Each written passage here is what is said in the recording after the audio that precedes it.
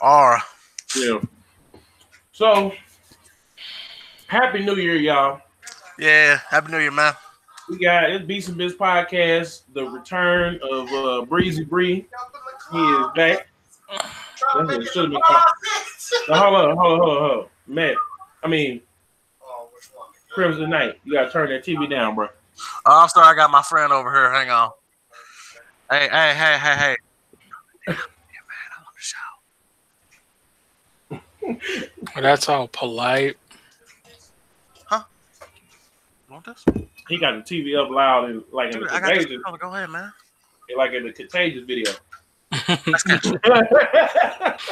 Let's not mention him. He might get brought up on some shit next. All right. I apologize for that, y'all. No, it's all good. So, since we've been gone, they done took R.Kelly to the cross, and he's awaiting to get put up on it. Let's do R. Let's do this R. Let's do it. Let's go ahead and talk about it. Okay. So, he had a 7-part docu-series on, it's called Surviving R.Kelly. So, hold up. Who's got the music on? Oh, shit, hang on. For real, though. I'm sorry, man. Yeah. So, Surviving R.Kelly. It was crazy. Now, I didn't watch it, but I saw all the highlight reels and all the bullshit that was going on. And I saw everybody basically saying R.Kelly is out of here. But his show's still selling out. Still going crazy. And they saying he might flee the country because, they talking about getting him on out of here. So, are we going to get Mr. Aura up out of here or no? That's not even the question. Then what's the question? The question is, why do we give a fuck? That's the honest to God question. Well, all the shit that's going on right now, all the girls coming up missing, all the human trafficking, which the hub is in St. Louis, which is where I live, with all the shit going down in Washington, all the people talking about starting wars with us, why the fuck do we care about R. Kelly? Not to mention, we didn't been knew about R. Kelly. We just didn't give a fuck until, they made us give a fuck, till white people start caring. When white people start caring and we started caring, it's integration all over again. But that may sound like an ignorant statement, but that's how I feel about it. Honestly, people who are all up here all mad that R. Kelly did this or did that, I'm like, man, you know what? You still ain't gonna stop bumping his hits. You're gonna be stepping in the name of love at every party, every cookout, every wedding or whatever. There's gonna be dudes still trying to get it going with girls playing Bump and Grind. Every other song he done came out with, it's gonna be dudes still playing in the kitchen with his girl go into the kitchen to make him a sandwich or whatever. Yeah, but hold on. But see, this thing about it. He did make a song about a kitchen. That shit was fire too. Yeah, that was Ignition. It was the remix. No. He made another one. It's called In the Kitchen. I swear. Yeah, it's good. Check this out, though. I'm just one of them people that I can't justifiably. Now, if it come on in the playlist mid-stroke, then, I'm not finna lean over to the nightstand or to the PlayStation controller or whatever and be like, nah, we finna mute this mother. But I'm not going out my way to listen to it because it's like, dude, it came out that he got abused, and I've shared my story of abuse on here. So, you know what I'm saying? He didn't get no help for it. And some people that have been abused that have never abused nobody else. So what's happening now is you got Charlamagne and Joe Budden on one side. You got Monique and Mr. C teaming up on the other side. They busting shots back and forth. Like it's an all out war. They didn't find Torre. They didn't finally, because a few months ago Torre was on Vlad TV. Torre apparently tried to brush up on one of his staff members. So multiple staff members. Oh damn Torre. There's multiple. Man, damn Torre. For real. I couldn't even see Torre. You got AJ Calloway jump smacking his wife and his side piece because they was arguing at the same damn time. He just took the hand and just slapped both of them across the face in one time. He going to jail. They didn't pull him off of Entertainment Tonight. So there's a whole bunch of bullshit going on. Blueface out here getting followed. This is a new mumble West Coast thug rapper. There's a whole bunch of shit going on. Big fighting falling out over Blueface. So there's a whole bunch of shit going on, and it's like I'm in no way we want to offend nobody. And you know what I'm saying? We don't want to offend nobody, that people that's hurt or the victims or nothing like that. I'm at the point where now I was getting ready to get them up out of here. I'm not going to be like openly supporting, posting, actively going to listen to R.Kelly songs.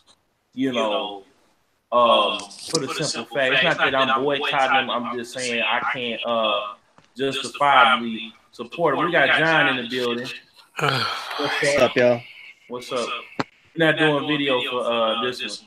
We were, but we just keep it going so it don't lag. But yeah, man, I don't know, man. This is bullshit. But man, Jon, what's your thoughts on it, right quick, on the whole R. Kelly situation? Oh yeah, I don't have a lot of thoughts on it because I didn't really look into it. I mean, I know that he got in trouble for some stuff a long time ago, even though it was like consensual, it was like underage or something. And so I don't know why everybody's so surprised with some stuff that's happening now, but I did not look into what exactly is happening, so I cannot really comment. Okay. So I'm pretty much just not surprised to see the headlines, but then I didn't look into it, so that's it. They must have really looked into. It's the same shit, different day. Matt, what your closing thoughts on this? I mean, I done already bought the R. Kelly albums that I done bought, so it's not like I can just stop fucking with them. I mean, I got them. I might as well continue having them because I'm like, that's a sunk cost. I can't do shit about it. I mean, it's what it is. I don't know if he's still releasing music. I don't know what he gonna do next. But I'm like, I got a lot of his songs, so it's fine. And like my one friend, he's still using "Seems Like You Ready" on his girl every time she ready to strip for him because he like the Players Club for whatever reason. I mean, it's what it is. every time his girl come over and she strip for him, he straight turn on. It seems like. Why is he telling? Wait, hold on. Stop. Why is he sitting there telling you? That's why I was wondering, Killzown. Because we were watching the Players Club one day, and he was like, "Wait. You gotta stop messing with him, dog. Because we sitting over there watching at the Players Club, and he's straight like, dude, man, I'm tired of this song. I'm like, why you even tired of it? We ain't even playing not long. He's like, dude, I play this song every time my girl come over to strip for me. I'm like, I really didn't need to know that, but whatever. Yeah. He snitched on himself. But yeah. Anyway, so Jon, shout out to Jon for bringing this to our attention. Randy Pitchford took $12 million, embezzled $12 million of allegedly of Gearbox's money. This is according to an ex-Gearbox lawyer who says that he was under lawyer confidentiality, so he couldn't release the information. But there's more information that lawyer also is being accused of a whole bunch of crap, like paying for his guns on the company credit cards and stuff like that. Oh well, but it seemed So like they're slinging it's a slinging match. They're slinging shit at each other in the courtroom. it seemed like you know it seems like this kind of does hold some type of weight because we have yet to hear um we have yet to hear anything about what you call them yet. What's the name of that game? Borderlands 3. Yeah. So, but the fact that we, the fact that we haven't heard anything about it, it kind of raises, eyebrows for me. As far as the future of the company and the future of that franchise. Yeah, because Borderlands is one of Gearbox's, that's one of their flagship franchises, if not the flagship franchise of that company. And they haven't said a word. And then the other thing was they were saying that he was out here with the lawyer said something about him losing, one of the hard drives, to and it had a lot of contracts and information and stuff on there, but that seemed like that was a little sensational. But yeah, man, there's a lot of bullshit going on. But on a lighter note, Bungie, yes, Bungie has left Activision, and they taking Destiny with them. So how y'all feel about that? Who want to go first? Let's have Loopy go first. She ain't saying nothing anymore. I don't really give a fuck. Oh, okay. Oh. Well, all right. I got thoughts. Oh, but I'll hold it. No, you can go. I like my initial reaction. It sounded exciting, and then I had to remind myself that a lot of the people who created Bungie no longer work at Bungie. And that's a problem I've been noticing with a lot of these game companies, is that when you go buy a game, like they'll be saying stuff like from the makers of Call of Duty or from the makers of Halo, and they don't really let you know like what percentage of people actually are still working there. And so on the one hand, Bungie might do some amazing things now. On the other hand, Bungie might not be Bungie anymore, so it might not really matter. Yeah, I'm kind of the same mind. Like, yeah, it's like the BioWare name. The guys that made BioWare, the company that it was at its highest point, is not the same guys that's working there now. Correct. And from what, like, this is why, like, I'm not buying Anthem right now out of the gate, because I'm like, after the BS that was Mass Effect Andromeda, I need a lot of good faith shown before I buy into Anthem. Well, Anthem is just a Destiny reskin. I get that vibe too, but I'm hoping that they can turn around, especially after the shit show that was Andromeda. I'm hoping they can turn around, but I'm going to sit and watch and go from there. I don't know. I don't know about that one. I'm kind of hopeful because Destiny 2 is still a solid game. I got the whole thing for $25. They got a season pass. The content is gonna run in September, and I saw so many more people that have been on Destiny when news dropped, because you had a lot of the casual people that dropped off or whatever, but the hardcore was there, and a lot of them left simply because they was getting, they felt like they was getting, they felt like they was getting janked because Destiny 2 skewed towards the to the more casual players.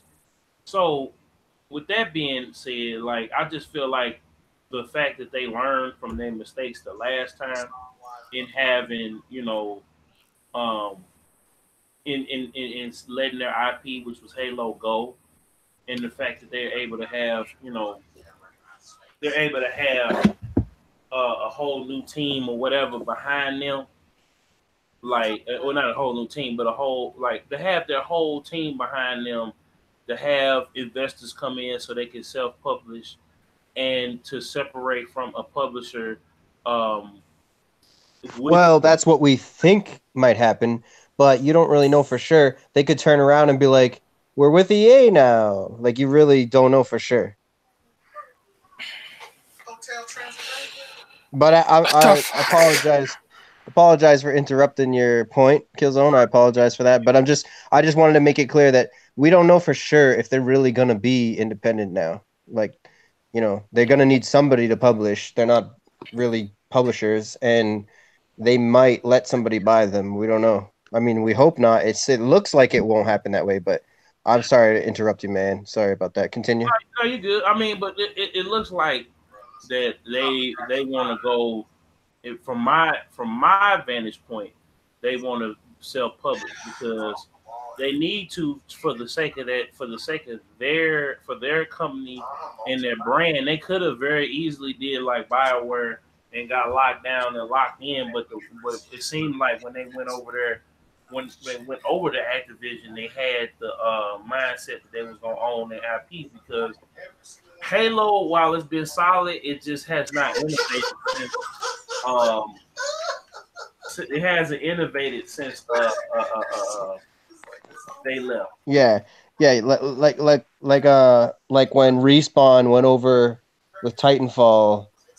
At first, they had the same mindset, but then eventually they just caved in. Yeah, because fucking EA wanted to kill them. It's EA. Yeah. EA buys up all your shit and basically fucks you over. Like, this is why this is why we don't have another Wing Commander. Why we don't have another actual legit Command and Conquer game. Yeah, man, that's a sad point for me. I love Command and Conquer in the old days. Yeah, like, I love Command and Conquer. I love Wing Commander. And all I can do is play this shit that's only out because they refuse to do anything with it besides probably make another fucking mobile game for that and tablets. I'm just waiting for them to say Wing Commander's back, but it's a game for your tablet or your mobile device. Like, I don't want to play that shit. I want to play Wing Commander with my flight stick and my throttle. Before Bungie can even think about being successful again, they need to give up this idea that they're going to have a first-person shooter MMO RPG style game, because that's not their bread and butter. Their bread and butter is single-player shooter experiences. And if they're going to continue with this bullshit with Destiny, they have no choice but to go to another publisher to give them the money to even produce this game, because they're barely even breaking. They didn't even break even with Destiny 2. And most of the same shit from Destiny 1 was ported to Destiny 2, and they had the same complaints about not enough content to keep people entertained for long stretches until the next drop happened. Well, plus they had just one thing. Dedicated servers are not cheap. Yeah. That should be figured into their budget. They should know this. This is shit they should know. I mean, it's the same issue now with fucking Atlas. I just meant it supports your argument that they may need a publisher after all, because what's it called? Activision's paying for the servers, not Bungie. Yeah. Or they should do they could pull an exclusivity and have Sony foot that, or Microsoft foot that, or whoever as part of the exclusivity. That's true. So, I mean, Bungie has options, but it's not with the MMO first-person shooter shit. That's not that. It was a nice attempt, but no, don't do that again. And what Vincent Zampella did over at fucking EA with Respawn was brilliant. It could have superseded Call of Duty, but EA didn't believe in it. They were too hell-bent on having Battlefield take on Call of Duty, which was the wrong move. Because you look at this whole new explosion of all these different games of these, like, you drop in a zone, 100 motherfuckers you gotta shoot type shit. Like, imagine playing that on a huge map, but instead of it being Call of Duty, you're now doing that with the mechs from Titanfall. Like that would be that would be incredible. So hard. You know, that would get the Mech Warrior crowd, that'd get the Mech Assault crowd. You know, you don't have. But the Mech Warrior and Mech Assault crowd, they playing BattleTech right now. We waiting on Mech Warrior 5, and we got Mech Warrior Online. Yeah, but you could win them over because they're thirsty for anything with the mech. Yeah, you could have, but you know they decided not to do that. Just instead, we need to push out another Battlefield, and it's backfiring. Like 5 is like staying at like $30 now, Then and it's still not selling. Then the fuck up with Star Wars. Yeah. Obviously, every year, like what needs to happen for EA, FIFA needs to become their new FIFA, and Madden should be MMORPG style games. Well, maybe not MMORPG, but you know what I mean. Like it needs to be, here's one version of Madden, here's the season pass, and you just get updates. You just get a yearly roster update. Yeah, that's what it needs to be. It would keep costs low, and they can funnel that money elsewhere instead of every year a new Madden, every year a new FIFA. Because everyone is fucking tired. Like a buddy of mine, he buys a Madden copy every year. This man has Madden all the way back to Sega Genesis, Super Nintendo era. And he's fucking tired of, you know, I gotta buy a new edition of the same game I had last year with no graphical improvements and maybe 1 or 2 play modes and an updated roster. He's like, okay, I could understand back in the old days we didn't have the ability with the internet to update a roster. This isn't a problem now. You should just be able to update the roster and continue playing. You're looking at the wrong thing. You got to spend that $60 on we restructured the offensive line. We restructured the defensive line. We got flag physics now on the referees. I don't give a fuck about the referee. Yeah. Yeah, Breezy's completely 100% correct. And they could have been done those things too. They're just being grimy and greedy and trying to drag it along. Yeah. And Pro Evolution Soccer can't compete with FIFA anymore. And it is relevant to Bungie's situation because they're chasing after the same thing, which probably was the beginning of their downfall to even chase after such a thing when everybody was sort of expecting something with a lot more story and soul to it. Yeah, they're chasing that high, and you know they can't get shit because it's like you're doing the same shit you did 10, 15 years ago, and we want something a little different now. Outside of like the Division 2, that whole concept might start having a decline anyways. Like if you see Division 2 fail to outsell Division 1, then you're going to know like this whole live service shooter thing is already on the way out. Yeah. Well, I mean, Division 2 is not even here yet, and I already know it's not going to meet sales expectations because they oversold and underdelivered with Division 1. Oh, this is going to be a live city. You're going to have groups of people who own areas and have conflicts and shit. Like they're going to do the same shit again. And that sounded so much better than it really was. It's going to be the same shit all over again because they're not really looking at what type of ecosystem that would be and how you would maintain it over a long period of time and how you keep groups in check. This is the same shit going on with Atlas, where you have the Chinese players literally taking over hundreds of fucking tiles and duplicating shit and making it near impossible for anybody to even have fun in the game.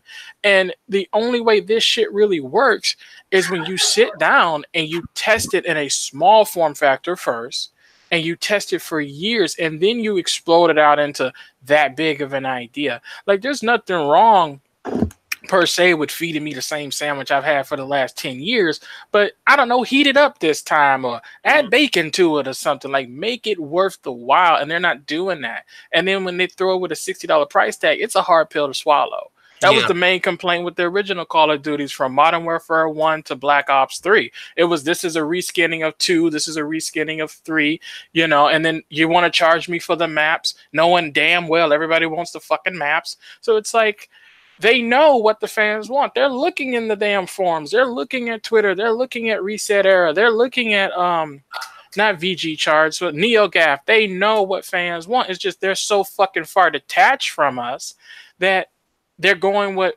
shareholders want. It's like, at the end of the day, you'll make more money making a solid product and making sure it hits all these checks and balances.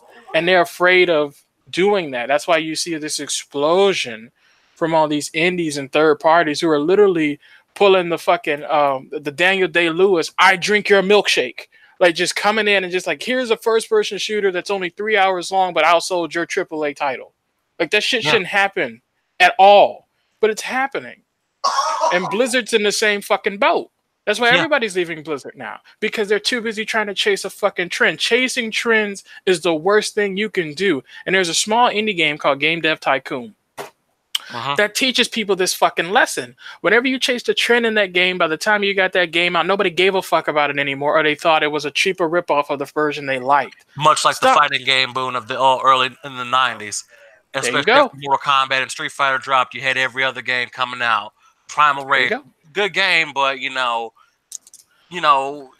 people often compare it. It's like Mortal Kombat with animals. I'm like, it was actually a pretty good game, but I do understand where you're coming from. But when you chasing the trends constantly, the shit gets old. And it's now that most of the trends are gone, it's like, games like NFL Blitz and NBA Jam are gone. Y'all need to fill up this void right now. Oh, if they made an NBA Street, an NFL Street right now, exploded out the roster, gave it multiplayer component that was solid, not laggy as fuck, and they implemented some of the punishing stuff that happens with some of with Street Fighter, where if you lose out, it's an automatic loss and all that other shit that they'll do. Like, if they did that, they would see a huge explosion of revenue coming to their companies, but the people who are the owners of the companies don't even know the products they have in their possession. Yeah, because they're just CEOs shifting around to other fucking companies. The motherfucker who was at Blizzard at Activision not too long ago used to run fucking Disney EU.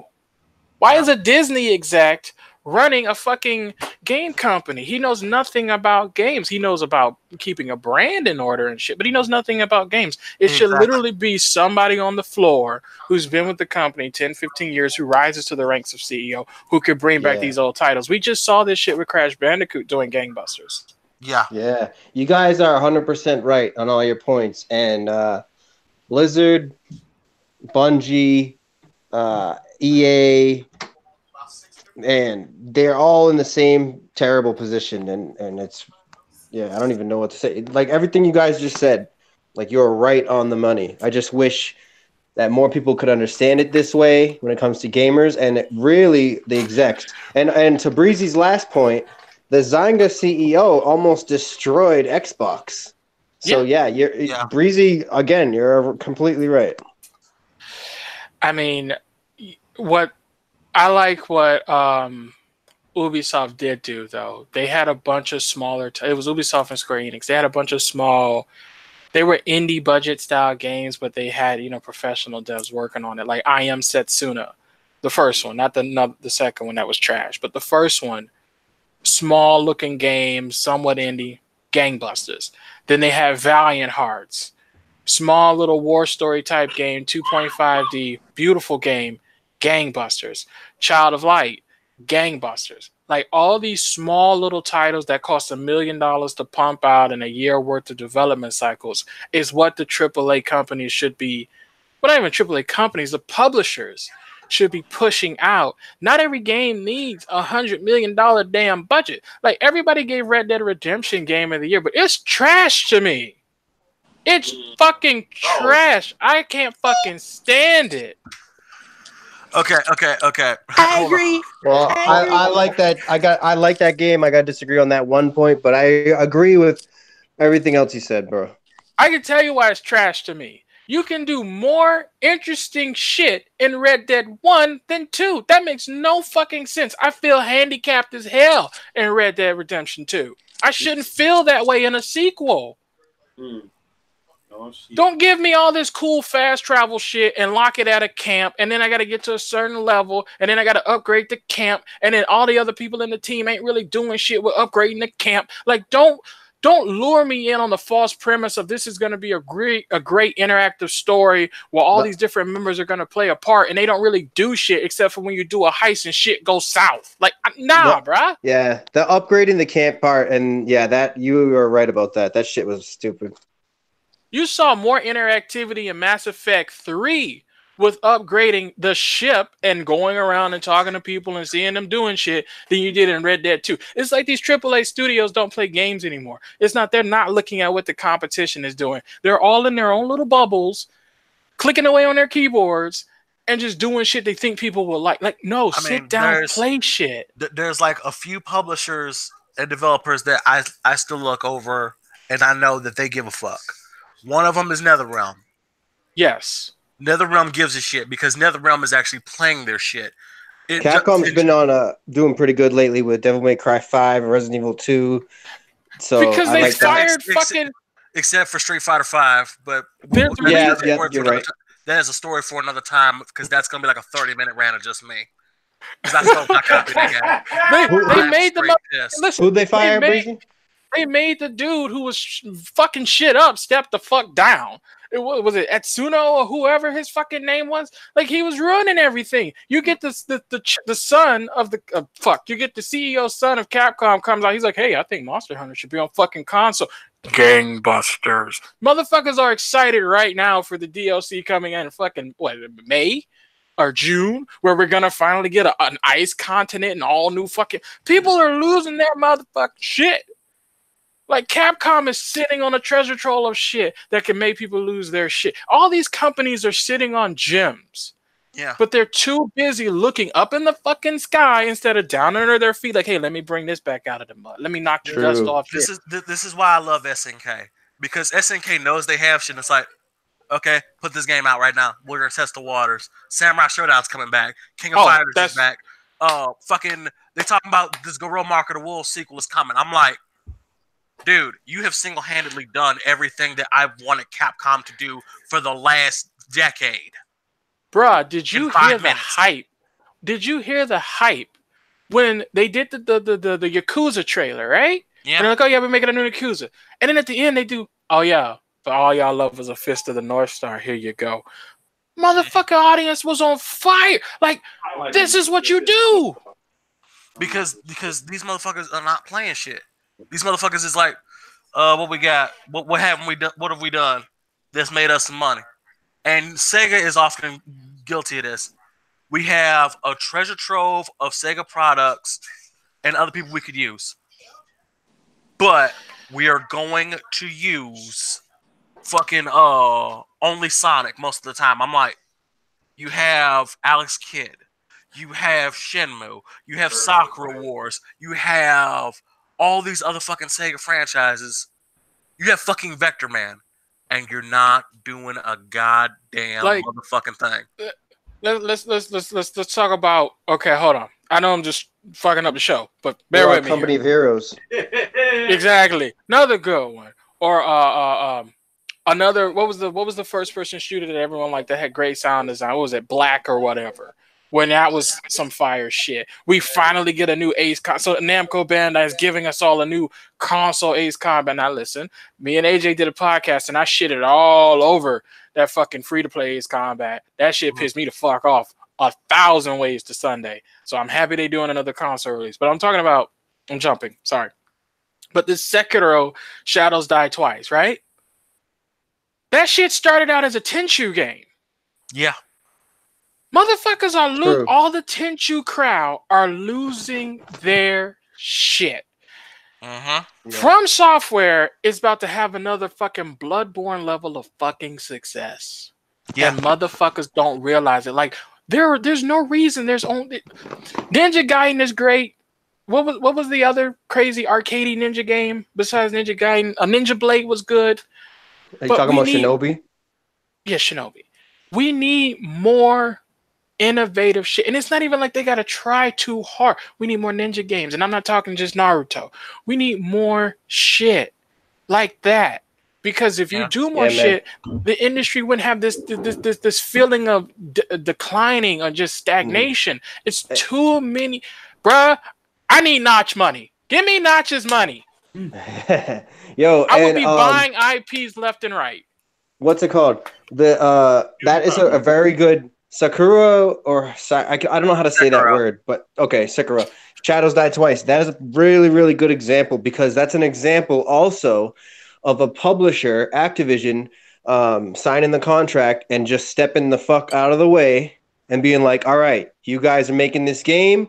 We're getting involved so we can make money, but we're not going to fuck the game up. Oh, well, I mean, that's what we all hope, right? It's how it looks. So that's it's going to be fire. Yeah, Hell, Bayonetta Oh, go ahead. Sorry. No, that's all right. All I was saying is a perfect example of sometimes publishers just do too much, and that's all.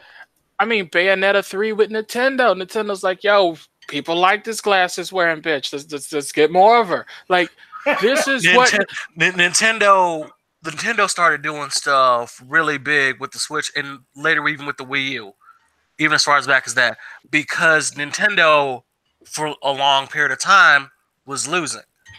When you're on top, you don't give a shit because it's like I can coast now for a while. Nintendo's like, we're losing.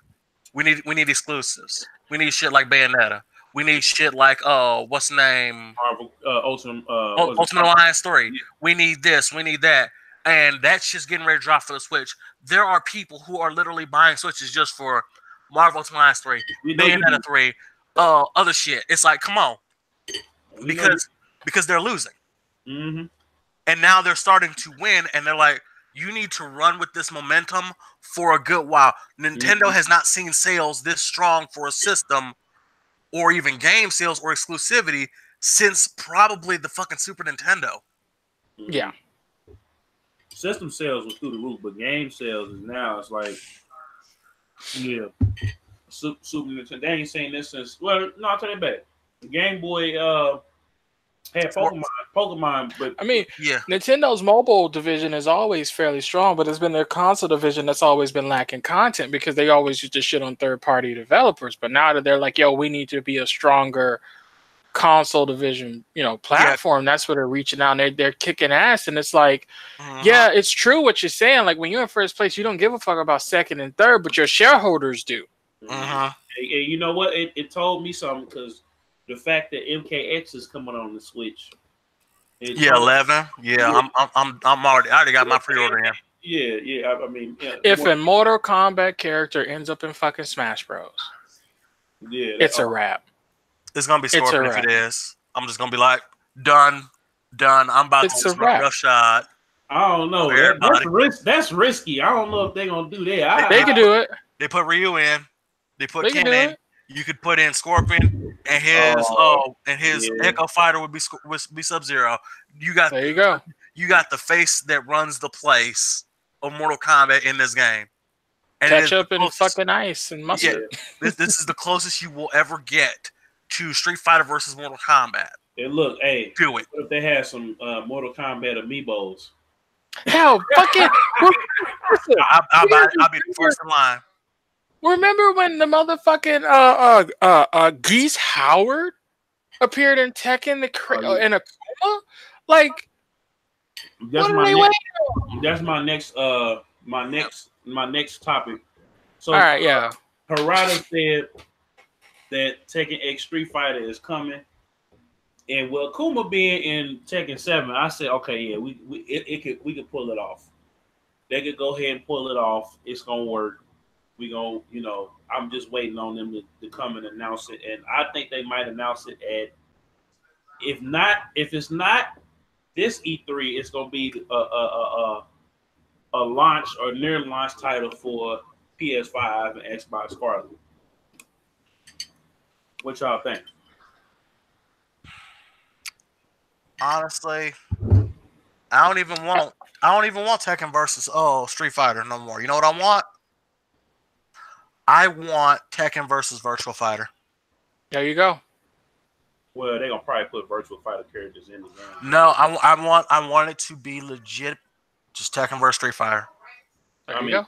Or DOA versus Street Fighter. Do it legit this time. I want Capcom versus SNK 3 over both of them. Yeah. And right now, you drop that shit at like a bit, because like, bro, you gotta think about it. E3, everybody is launching shit, right? If you did it at a Capcom tourney, where it's like, oh yeah, we're gonna announce the rest of the characters for the season pass or whatever, blah blah blah blah blah, and then you get that Capcom versus SNK shit going, bruh. There are motherfuckers on Twitch who all they talk about is another Capcom versus SNK. It's time now. Since Marvel shit the bed, they're like, yo, it's time for another Capcom versus SNK. And that's the other rumor. Marvel 4 is coming. Marvel 4. I don't think people are gonna jump on that. Because Infinite was kind of they kind of gave up on it, but that really wasn't Capcom's fault 100%. I can see. That's what I see. I see Nintendo after they see what happens with Ultimate Marvel, they're gonna double dip because if they can get Ultimate Marvel, they can get Marvel vs. Capcom 4 or Ultimate Marvel vs. Capcom Infinite. And here, honestly, how you can build up to that. Why don't you just release a Marvel vs. Capcom complete pack, which comes with X-Men Children of the Atom, X-Men vs. Street Fighter, Marvel Superheroes vs. Street Fighter, Marvel Superheroes. Release that on what's the name so people can play them. Yo, number 3 was my favorite, but I'm not really an expert, so it might be trash, but it's my favorite. Ain't nothing wrong with that. Maybe even re-release Tatsunoko vs. Capcom and engage response. Do something.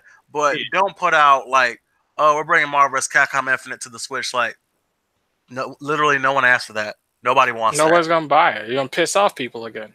Yeah, it's like, no. Infinite was just bad. And what made it even worse is that it came out full $60.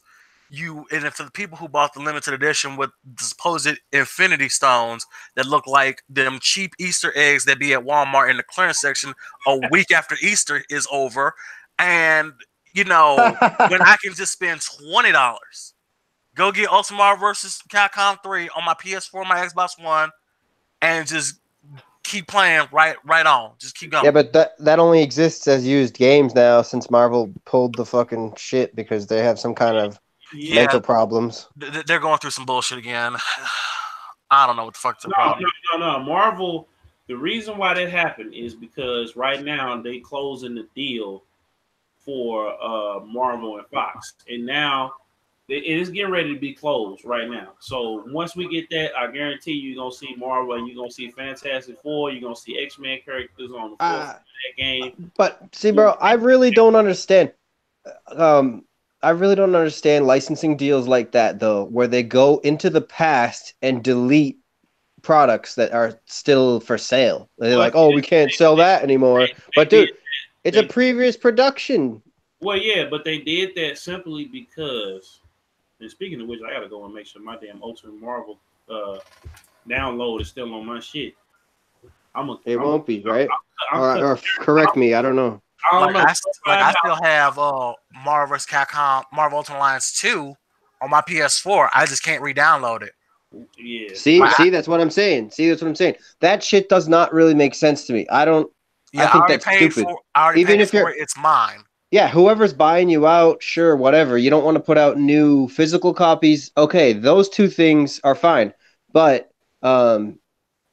it makes no sense to fuck the product up from the past because whoever's buying you out, they're still gonna receive the income. So what the fuck do they care if that shit from the past is on sale or not? And it's like, I can still buy DLC to WWE SmackDown versus Raw 2011. That would be like right now. That would be like Pepsi being like, "Oh, we're changing all the Pepsi logos. Fucking send us back all the Pepsi cans that you have in your house and at the fucking on the shelves. Like, we can't sell those now." No, they would never do that. They would just sell out of those, sell through, and then send you the new cans. Like, Marvel does not make sense to me in that regard. And I know it happens with some license here and there, but I think that's like a movie license world not understanding how games work. That's just me. Yeah, because I'm like, I have Marvel versus Capcom 2 on my 360. I have to keep it on a flash drive out on the that's hooked into my 360's system because I'm like, I do not want to lose this game. I have the game saved on like 6 different flash drives because I know if I lose this fucking game, I am just out straight $15. Mm-hmm. And this game is nowhere else except I have to basically go over to my friend's house who lives out in Kirkwood because I gave him my copy of 2 that was on Dreamcast. Mm-hmm. And I'm like, the only reason I gave him that is to prove that we don't hate each other.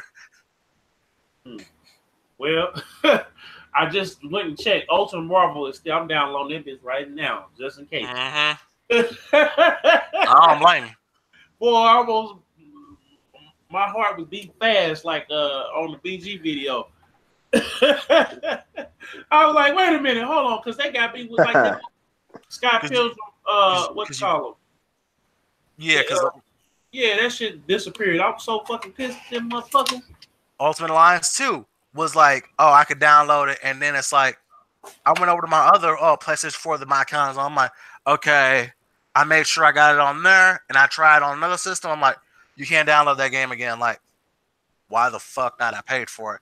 Yeah, same problem as PT. They done pulled it. You can't get it. I'm like, hell, PT. Since we've been off air, they patched PT so you couldn't play it. My homeboy somehow he managed to get it on his, and I'm like, dude, I'm like, you don't need to never ever sell this PS fucking 4 at all. Shit. So like, it's just sitting up in his back room. He got a Pro. He just like, at this point, you could download PT right now on your PC and play the shit because people made it again in Unreal Engine 4. Yep. Yeah. Fuck you, Konami. Actually, you would have to find like fans uploading that, which is something that I've been trying to do. Is like keep a copy of these fan things because Konami actually went and shut that down, and they hired that guy. Yeah. For what? What the fuck are they hiring for? And they just making. I was at the casino. They went and found the guy who made the PT Unreal Engine recreation. They shut it down. You can't get it anymore unless you find fans sharing it with each other. And they hired the guy who made it. Anyway, so speaking of which, I don't agree with it. I'm just saying when you see like if you see a headline tomorrow, like you guys remember that Mega Man game? Like there was a bunch of games like this, like especially in the 2D world. Like if you see a headline tomorrow that's like, oh, Castlevania game with 1,000 levels is really good, or like any type of shit like that, you better just download it immediately, make a couple copies, because that shit is going to be deleted most likely. Yeah, same thing like with when like that one guy, he made like a full-on 2.5D Metroid 2 remake, and it got shut down. And I was like, okay, you motherfuckers haven't been shutting shit down. What the fuck is going on? And next month, Metroid Samus Returns for 3DS is coming out. Like, you knew it. You can't rely on their kindness because it's not gonna happen that way. You just gotta download it, make a bunch of copies, and start sharing it with your friends, and keep it yourself like a museum, your own. Be your own museum. And also, I just want to say to point some attention to the fact that Time Splitters could be one of those next titles because there's been a fan remake that's been really good, and those people are getting hired and working with. They were working with a bunch of companies. I forget the companies, but then that shit isn't panning out or whatever. And then THQ Nordic bought up all of that. So if that Time Splitters fan remake was anything like playable yet, I would definitely expect that to be deleted soon. So, and I'm not really too mad about it because I hope that they make one for the commercial market that's actually good. But if they don't, I sure would wish I had that fan one. You know what I'm saying? Yeah, I totally understand, man. Because I'm like, I'm hoping that they get to do more great things over at THQ Nordic. Because I'm like, Darksiders 3, I'm happy. But like, I'm like, what else? What else can you guys get going? Oh, bro, THQ Nordic, we could do a whole entire podcast on them on their own, bro. That's like the biggest. I don't know about like money dollar wise. They might not be the biggest company in gaming, but as far as like how many releases and how many studios they have, that's the biggest fucking shit. They said something about they have like 500 games to release this year or something like that. It was like, what the hell? Like you probably never heard of most of them, but that's because they got everything from the minute to the massive, and yeah. It could turn out to be a really positive force in the industry. Some people are really concerned that they're gonna turn out to be kind of weird or like one of those fucking evil companies, but it doesn't seem like it. But it could happen. I don't know. It could go either way. But yeah, I'm hoping they do well. Just one last reminder, anybody that's listening: if you see any cool ass fan made games, you better fucking download it. You better make some copies. Don't expect that shit to be there anymore when you go looking for it next year. It's probably not going to be there anymore. Yeah. And like the people who do like Pirate Bay, which actually I think that website's gone, but you know what I'm talking about. The people who pirate stuff and do bootlegs and backups, they do not do a good job of backing up fan-made projects. So don't expect them to have it either. You gotta have to back it up. Drive with the Yep, to Streets do of it yourself. Rage, the Streets of Rage 2 HD remake. I Uh-huh. ain't fucking around. I got it. So, next thing. So I played the Resident Evil 2 demo last night, and I'm fucking with it. You know, Hell yeah. They actually did they thing on this remake, and hell yeah. Did any of y'all play it? What was y'all thoughts? So, I mean, I like it, but the thing is, I already know what's gonna happen. They're gonna be like, RE3 remake is already happening, because I'm like, okay, that makes complete sense. But I'm just like, okay, I already know this is happening. Can you give me what I want? What's the problem? Can you give me Dino Crisis remade? Well, that's a side story, but yeah. I don't care. I want it. I'm like, I don't care about maybe. I want Dino Crisis right now. Bro, that would be more like the Onimusha re-release remaster thing, right? Probably. I don't think they're not gonna be spending fucking Resident Evil 2 remake money on Dino Crisis. Just my opinion. I don't think that's coming. Yeah, but I know they're gonna probably do RE3 remake first. The Onimusha is serviceable. It's not a remake like on the grand scale of Resident Evil 2. It's upscaled and everything, and it's fun, dude, and it stands up to time. Like I have the Japanese version on the Switch. I know it comes out the 15th, but I went ahead and imported it, and it fucking stands up to time. My only complaint so far that I have on the Onimusha, and I know we're supposed to be talking about Resident Evil, but it's relative because Crimson Knight's bringing up Dino Crisis, but like Onimusha seems to be like dude. My only complaint is that they made some sort of like modern control on the thumbstick, and it's useless because the camera angle changes every like 5 seconds in that game. Yeah. So up becomes left and down becomes right, and it's like so. But as long as you just like train yourself to just use the tank controls, and you're okay with getting good at tank controls again, you can relive. Yeah, it took a while for me to even be able to be good at that again, by the way. And I mean like 5 hours, dude. I mean like I had to run back 10 scenes and start fighting the fucking entry level enemies just to be like, how do I do this again? How do I play like a tank?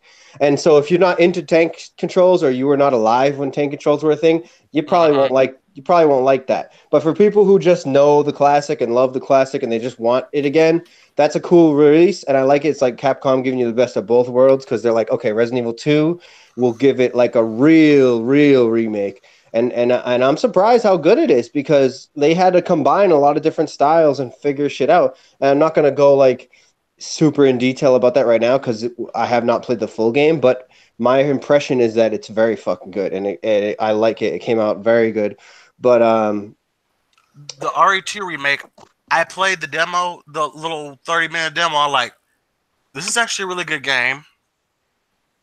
But I know they're gonna probably bundle it with 3, so I'm just gonna wait till that comes out. But overall, I am happy with it.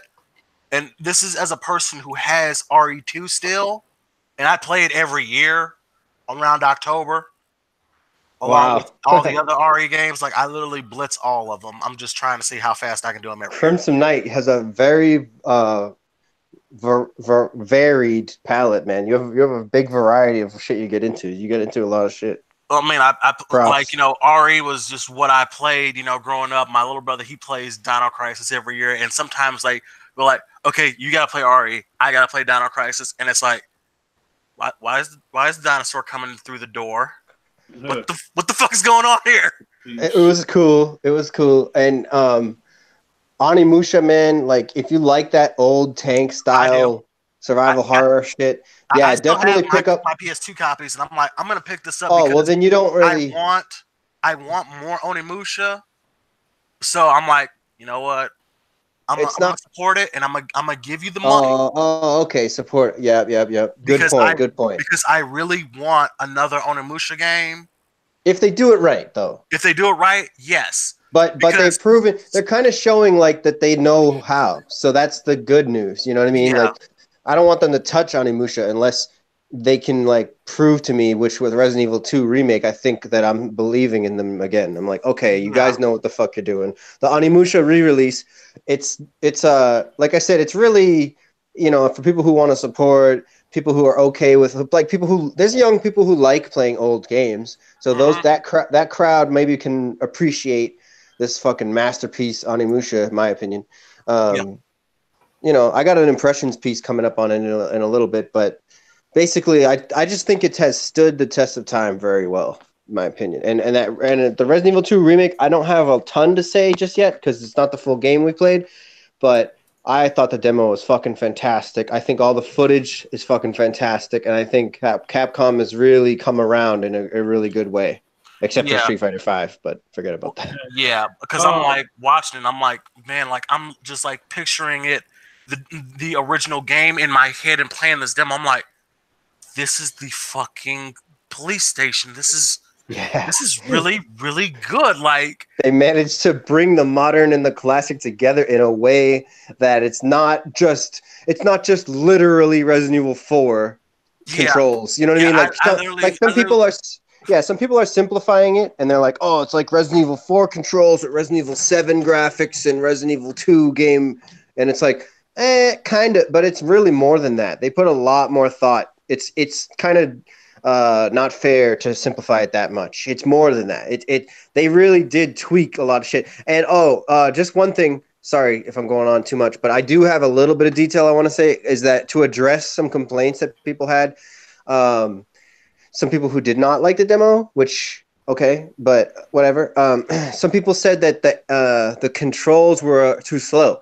And in my opinion, here's what they did. They took the control, like, in my opinion, the shit that you perform, the tasks that you perform in Resident Evil 4, is a little bit faster than a human probably could. And in Resident Evil 2 Remake, it seems a little bit slower than a human could. And I think that it's okay, and I think it matches the pace of the game, but I will admit, I think it's a little slower than a human could. So could be some points where some people who are not really into the games and the genre, they might be like, what the fuck? I could reload faster than that, or like I could run faster than that. And it's like, okay, I think it was necessary to make the pace of the game make sense. And I think that it's forgivable and it's okay. But I will admit, like, I don't think, I think it's a little slower than a human, but whatever. Not only that, if you're looking at Resident Evil 2 or within its lore context, this is Leon's first rodeo. And 4, he's a goddamn superhero. This is his first day on the job. I was gonna say 4, he's suplexing and bicycle kicking motherfuckers. Like he just got off the island for Enter the Dragon. Like homeboy is like ready to go. Like this is his first day. Good point. It's not like Resident Evil 5 where you're fucking he's like punching boulders. Yeah, he's 2 days late because he broke up with his girlfriend and got drunk and stayed at a hotel before he made it to Raccoon City. I was like, damn. That's why he was late. There you go. Yeah. So, one point of the game for everybody who, just one last final thing. For everybody who plays the demo or the full game, make sure you tweak the brightness correctly. Don't be like trying to make the game easier, and don't be a pussy, or don't be like just lazy and sloppy. Make sure that you really do what it says on the screen, because it makes the game way more fun. Because whatever is not within the circle of your flashlight, like most of the time, is just fucking pitch black, and it makes the game way more like kind of, I guess, realistic and like really, really fun. Yeah, I got that last night when I was playing it. So Missy Elliott, it will be the first. Could you work it? The first female hip hop artist to the Songwriters Hall of Fame. What y'all think about that, Loopy? We ain't heard from you in a minute, so let it real. I love Missy Elliott with all of my heart. I think that she got thrown into a time machine. Other than that, I think she deserves everything she gets. She worked hard for it. Ain't much to say on it. It's not really very controversial. It's just a woman that's worked hard in the industry. She been sick. she got right. She's still working hard. I mean, Yeah, definitely. Huge talent. Huge props. Totally Yeah. deserved. Okay. Next. Like she deserves, you know, what she's earned. I mean, flat out. Um, He I had. totally agree. I mean, Sorry to cut you. Sorry to What's cut you going off, on? Loopy.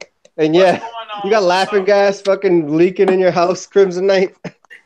Nah, it's just somebody else in the other room. But I'm just like, Sorry you to know, cut you off, Loopy. What's up with Soulja Boy? I mean, like y'all? she totally earned everything she's got, and you know what?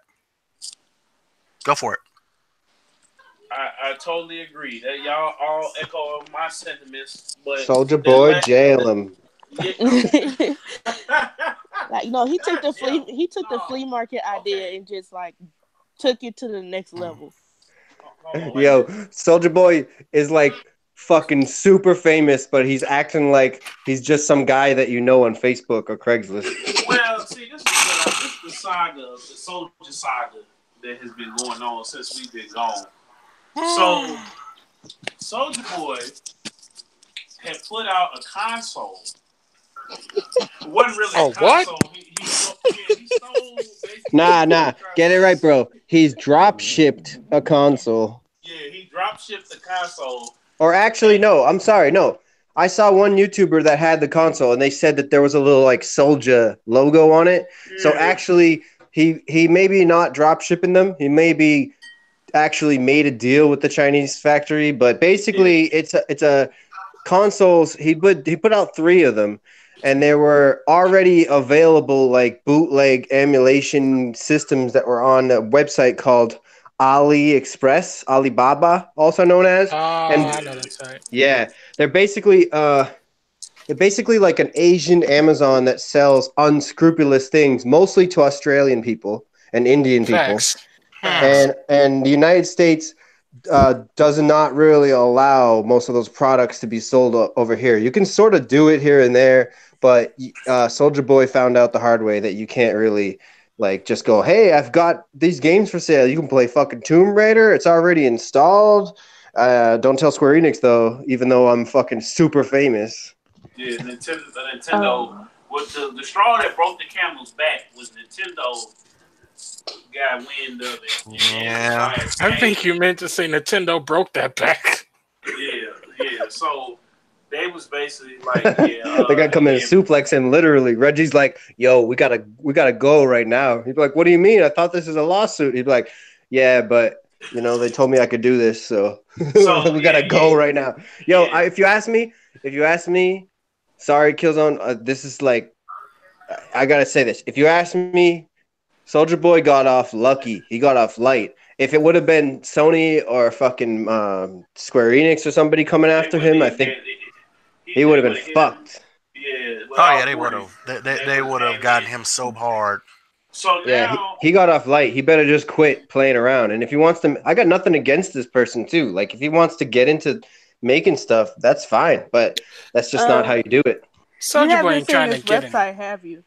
Nobody here has been to his, but I've been to his website. I mean, I guess his rap career is like, I think he's reached the wall with it and said, you know what, I'm gonna try something else. And Soldier Boy suffers from look at me disease. Loopy's trying to say, if you look at the website, you would never have hope or whatever. Like, right? You're trying to say, what has he got on there besides? So he got a Soldier watch. It looked just like the Apple Watch. He got Chinese. Alibaba. Soldier what else? Pods look just like the AirPods. $9.99. Soldier PSP.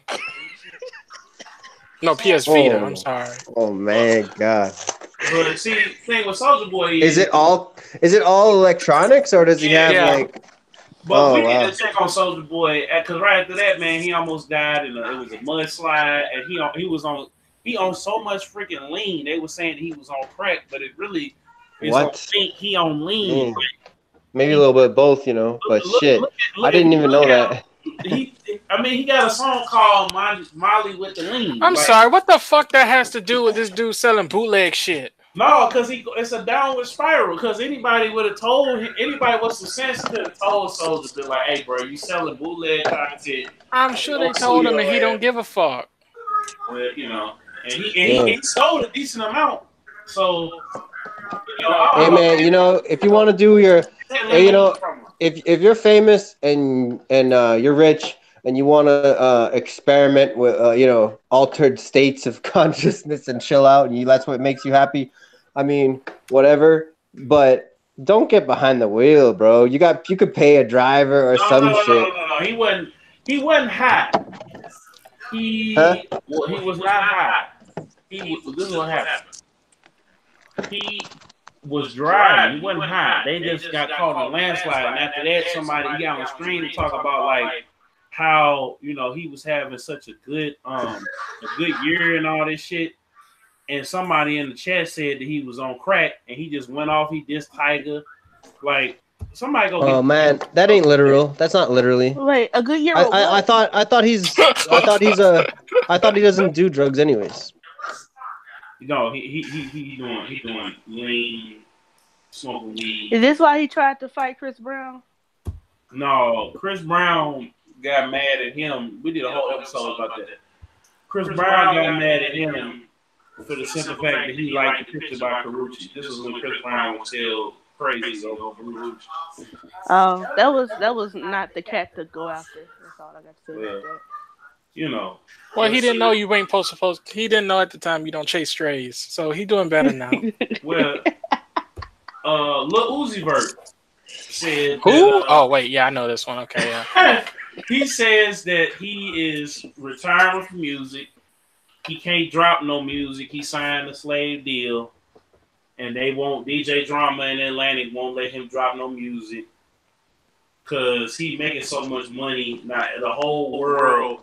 Everybody is crying. Everybody's falling out, losing their minds because Lil Uzi Vert is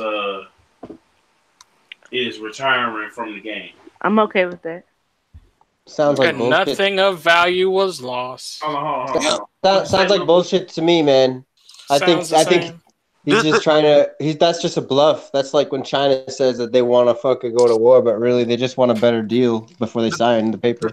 This sounds like a wrestler retirement, and then 5 minutes later he suddenly has a new contract. That's exactly what I'm saying. Yeah, sounds like bullshit to me.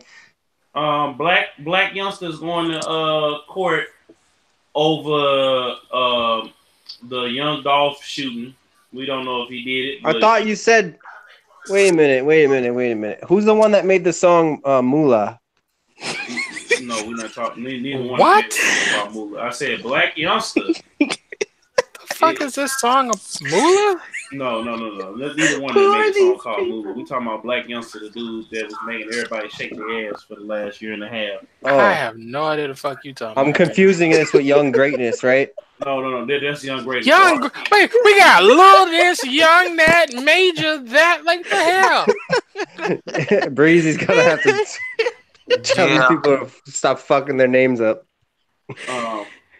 I was gonna be a rapper. I'm Lil Okadoke, and this my brother rapper, sweet chili pepper hot sauce. Shake your leg. What the fuck? Hold on. You got the dudes that with the long. You got this dude named the dude that had the wide neck that got out of jail, and this dude got a long neck. That motherfucker look like the guy from Mario. You know the turtles from Mario, the real fast. Yo, I saw that picture. I was like, yo, that's what that dude looks like. Up. No, they said he looked like CJ. From San Andreas when he got beat up. You know what? You'd be a dope rap name, Shy Guy. And then you just got the white mask and the red hood. This shit in the chat. He looked just like this motherfucker. Oh damn! What would you say? He looked nothing like that. He looked like this. I think you got enough about what we think about that story from that. Right, no, I'll post it over here too. What the motherfucker look like?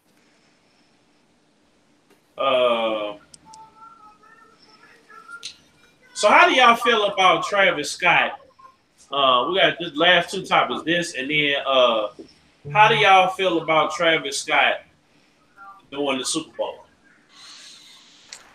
Ain't no one gonna watch him.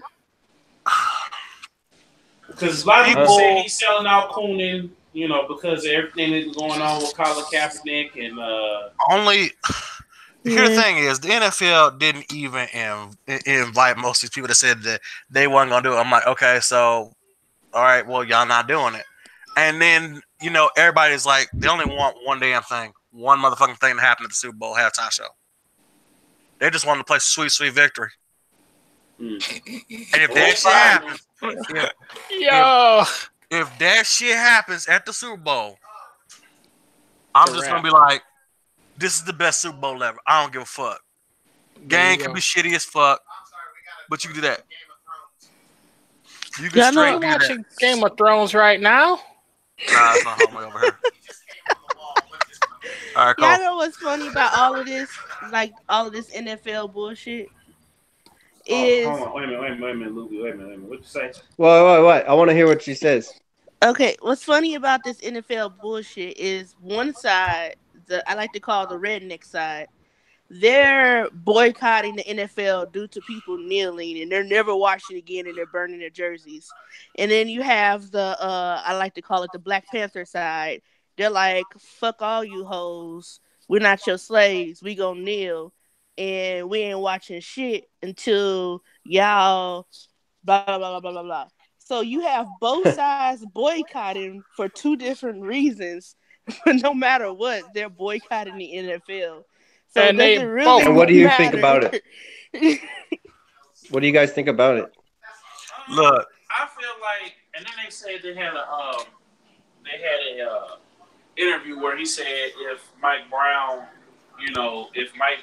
had this or the fuck does that have to do with football, man? But hold on. The reason why is because everybody that's black, most people that's black, you got half the black population not watching football because of the whole Colin Kaepernick situation. That ain't true at all, but continue. But I mean, niggas still watching football. I know niggas still. I'm not watching it because that's just a really weird. I mean, I kind of wanted to just keep my mouth shut, but I gotta say, like, that's a really fucking strange way of protesting, Well, it has affected the viewership because they announced that. Okay, but what does that have to do with police brutality? You're affecting viewership. You're not affecting police brutality. Well, see, the thing about it was the whole thing is people's falling in solidarity with Colin Kaepernick because Tim Tebow kneeled for people for religious equality a few years ago. And that shit is stupid too. Fuck religious equality. Well, I'm just saying. Well, I mean, I'm just saying. Religions are fucking just trapped to control people and brainwash people, man. Well, I mean, Tim Tebow's stupid for that. Tim Tebow was just Jesus' favorite QB because not to mention he fucking gets a touchdown. I'm like, what the fuck does that have to do with football again? Religion. I don't care. It's just whenever he kneeled, he knew some shit was about to happen. I'm just trying to express. That's funny, Crimson Knight. But yeah, that's more like the superstitions of sports in general, right? But, yeah. But laces out. Yeah. all I'm saying, like, I'm just trying to express, like, to me, it's just a whole, like, it's like a fucking pile of tangled wires, and I'm just looking at it like, nah, bro. That's my take, but I want to hear what you guys think. I'm not boycotting the NFL, and here's why I'm not. I'm still watching it because it's a game or whatever. And I've been watching it for like 2 decades at least, going into my third. And, like, everybody mad that Colin Kaepernick ain't playing, but the thing is this. He waived his own no-trade clause, and he sat out, and now he can't play. I'm like, dude. Well, and then his girlfriend, I'm like, dude, did mess up a deal for him too. So. Yeah, it's like you're somewhere in your 30s, and you already having to fight other dudes that is like top tier talent. And when you have not only that, here's where it gets worse. You're gonna want an exorbitant amount of money, and you want to be a starter. Whereas, hey, the draft is coming up. I can get some guy right out of the NCAA right now who plays hard. I don't have to pay him a whole fucking lot. And he's going to always perform. Or it could be he had nothing to lose. He had nothing to lose. So it didn't matter because, like you said, he in his 30s. And he's still playing football.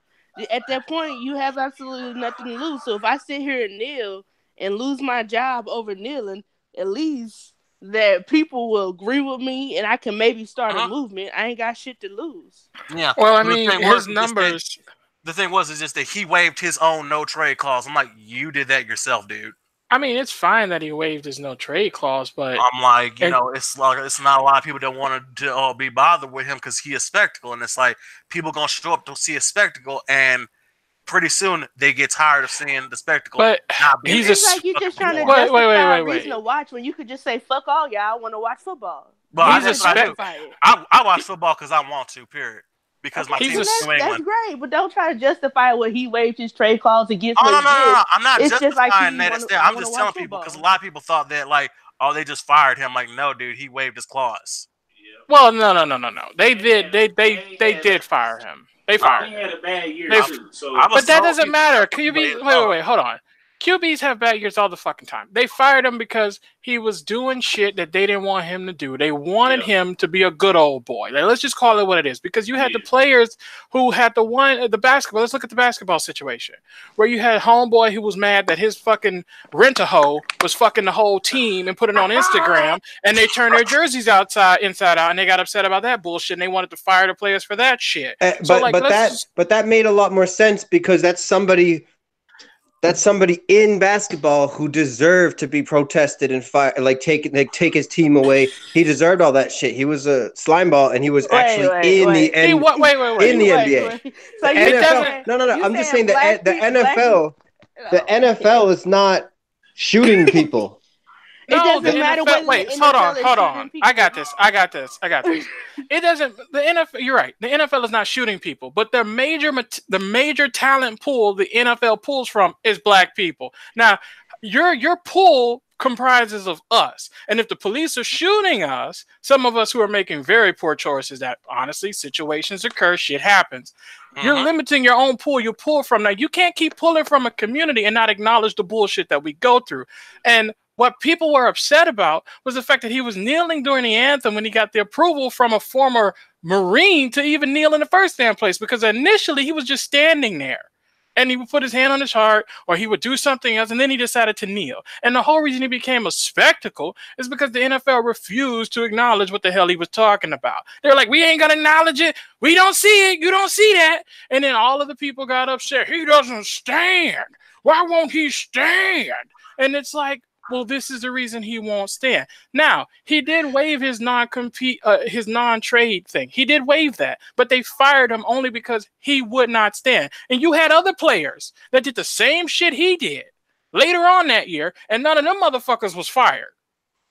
They weren't fired. He was made an example of. That's what that was all about. And as far as competing with the new players, he's not competing with the new draft picks.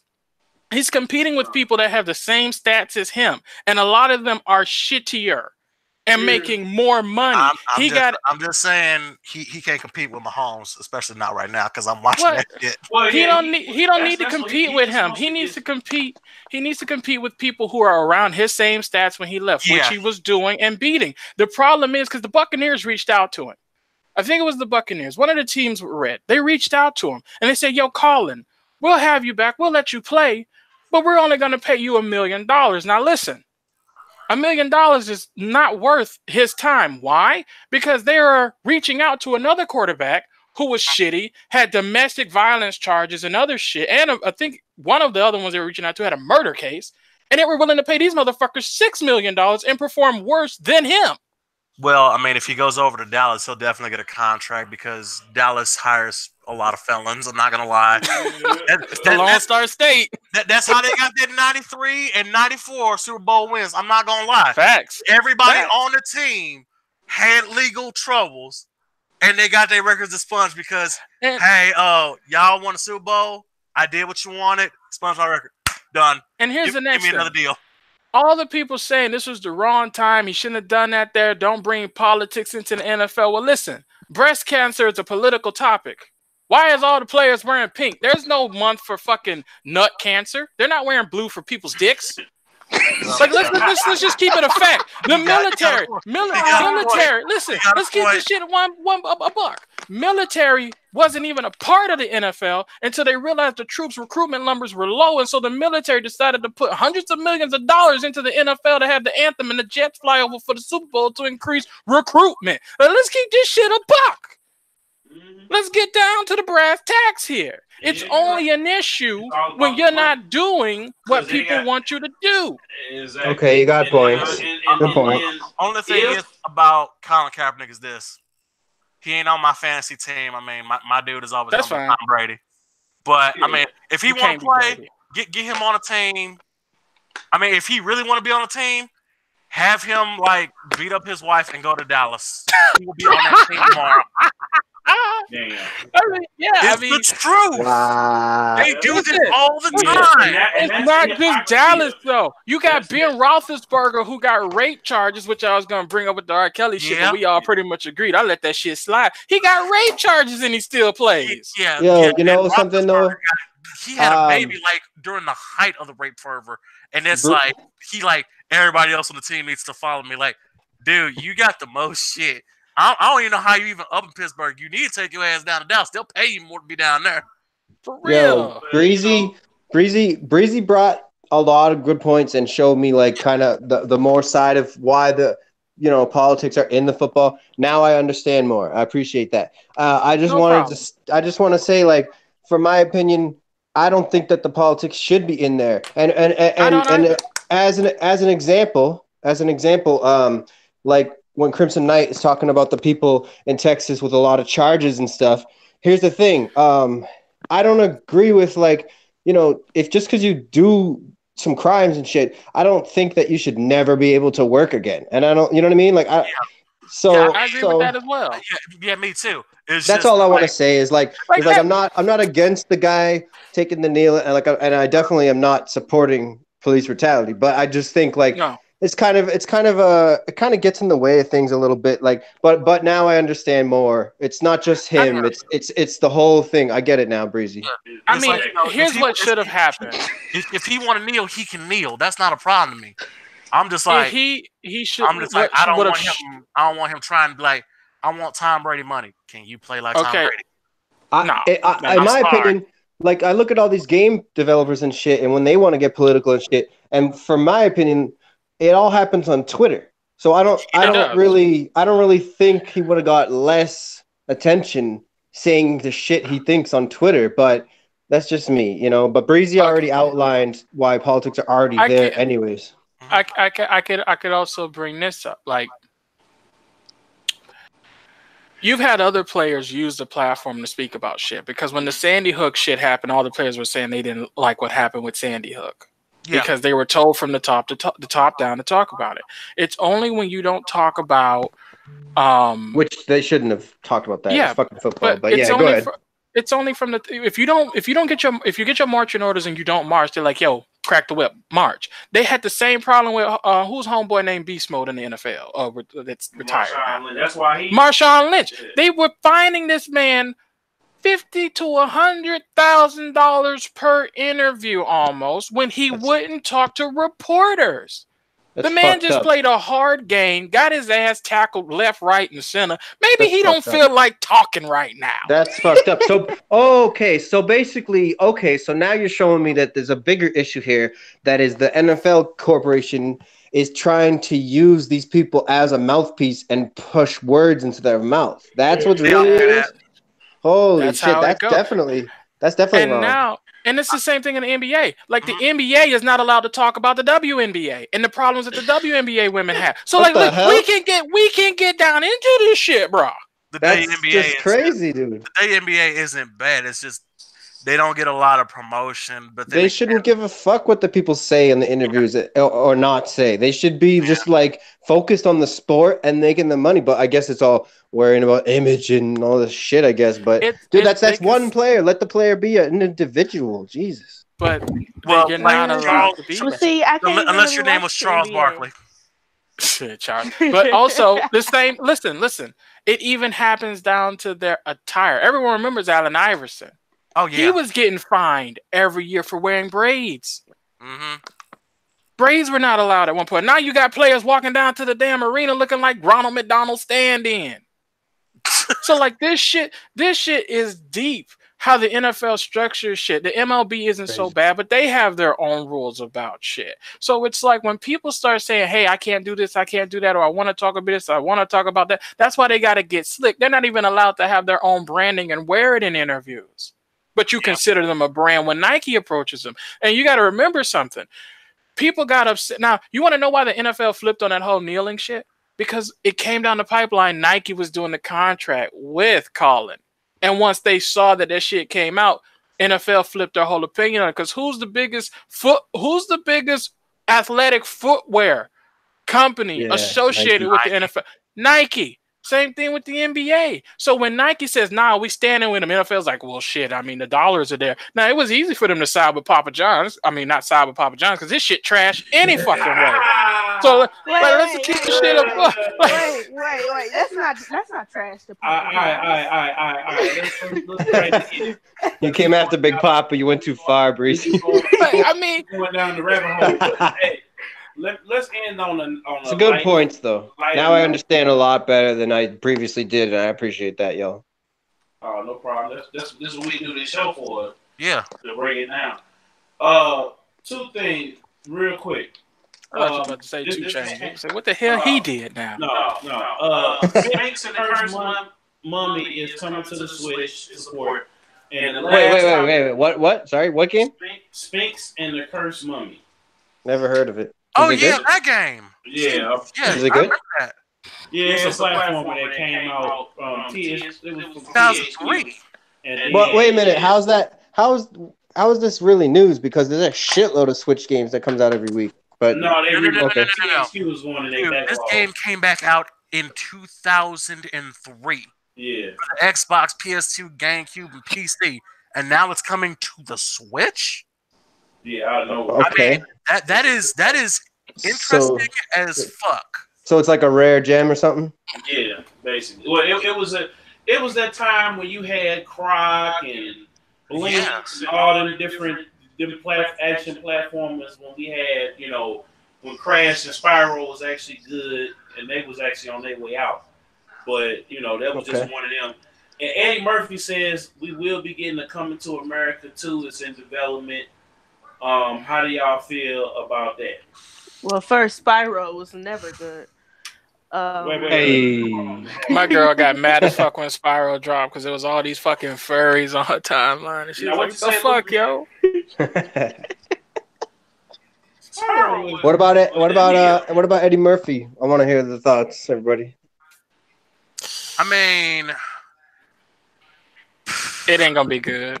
Rest in peace, Charlie Murphy. I mean, I feel that it's been too long between then and now to do a sequel to it. Just do a different movie because didn't he retire?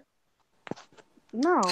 But maybe it's his son, and he's pushing his son to go to America, and this time her son doesn't want to go to America, and now we have a whole flip script. Like at first he wanted to go to America, and now he doesn't.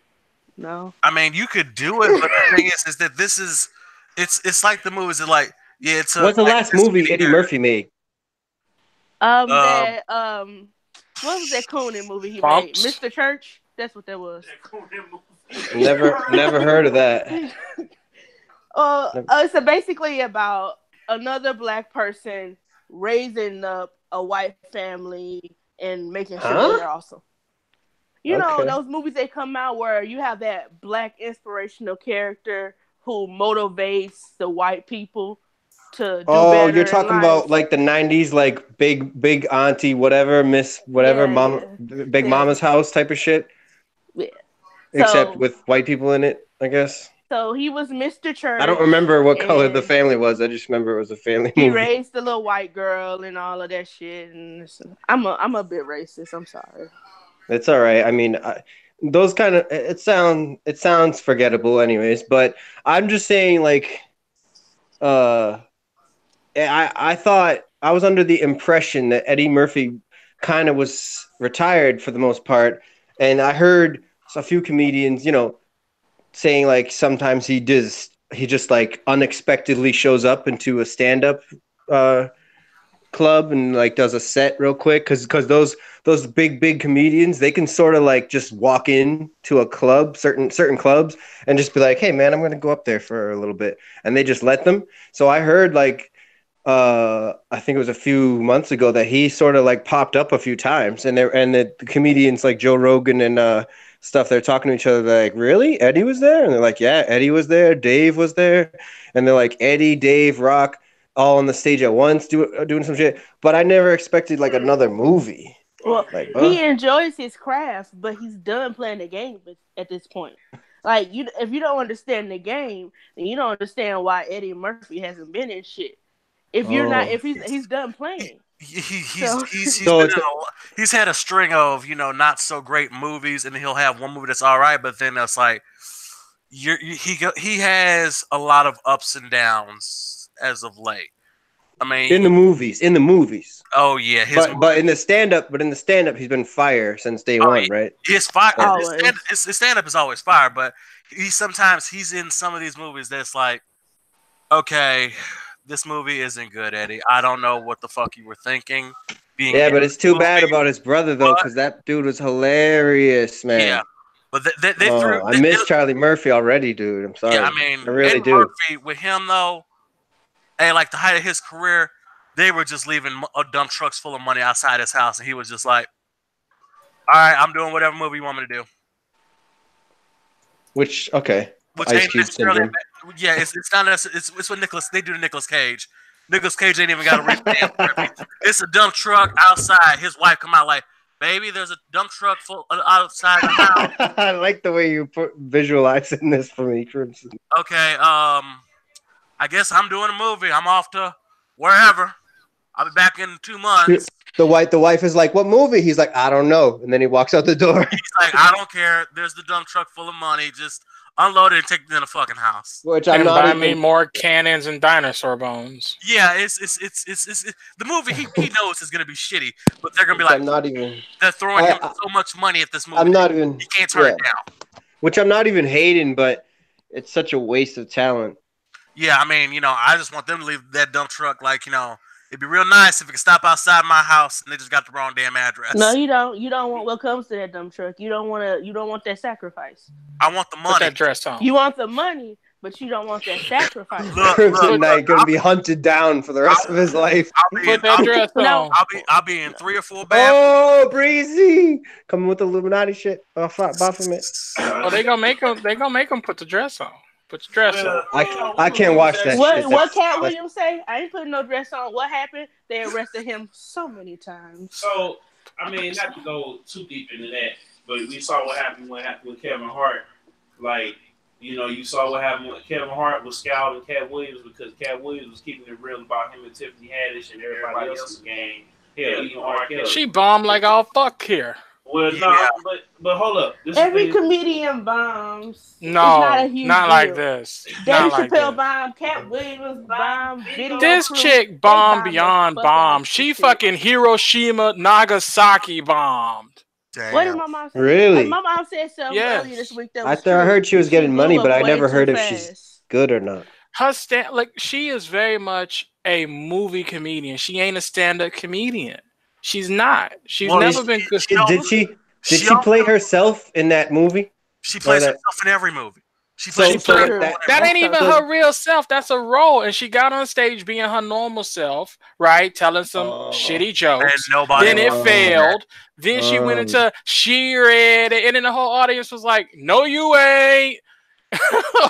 And then she started letting people on stage drink with her and try to ask about movies and whatnot. And she celebrated the New Year's. Like, she didn't even try to recover. Yeah, it's like she. Well, maybe there was no recovery. Maybe she knew it was a bad set. But if she's a comedian, listen, if she is a comedian and she's been doing stand-up for years, she should know at this point how to recover.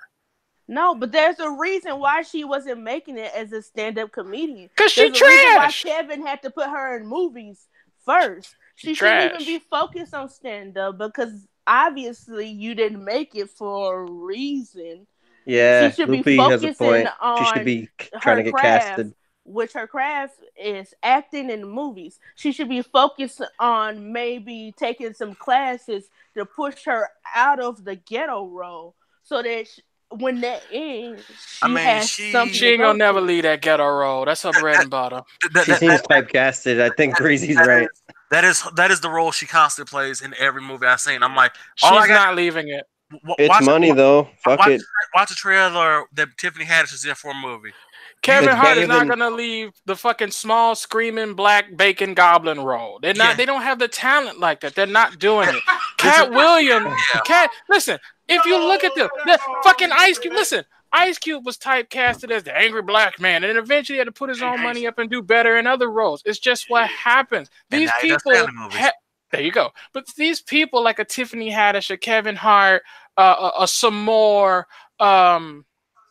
Who's the other chick? There's another black chick I'm thinking about. Lou Nell. Like, they don't have range when it comes to acting. Some of them are better on stage. Some are better behind the screen. But they play one role. That's it. There's even a Spanish guy that plays the one role. Who's the Spanish guy in the what's it called? John Wick 1, where he got his car stolen. That's not even. There you go. That's not even a racial thing though. But there's plenty of people of all races that get typecast. But it's still a check. Yeah, it is. It's still a check. No, not It's knocking better- your hustle, but It's better than being a flop stand up. Yeah, I mean, make your money. I ain't mad. You got some people that's just one role. Was the guy from The Pest, which was a hilarious movie. He started off making funny movies.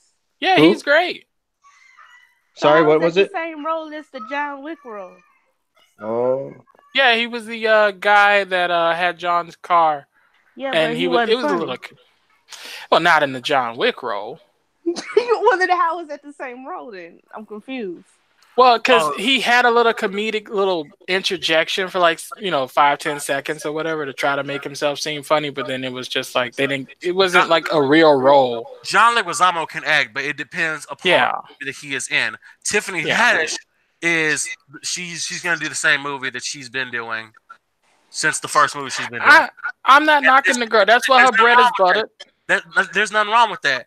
But if you're expecting her to be this to come out here and do this completely dramatic role, no, I'm probably gonna say this is not gonna happen because that's not who she's good at being.